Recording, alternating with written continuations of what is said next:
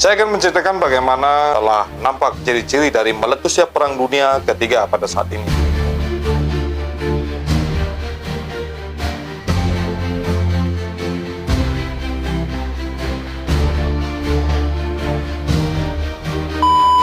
Halo bro, Assalamualaikum warahmatullahi wabarakatuh. Kembali lagi dengan saya Dafan Mulifa di Mulifa Channel.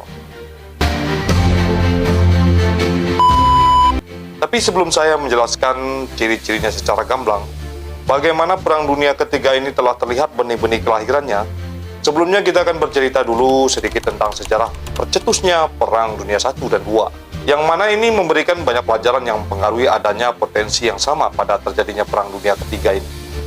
Dan berikut ini adalah beberapa poin penting yang bisa kita simak bersama.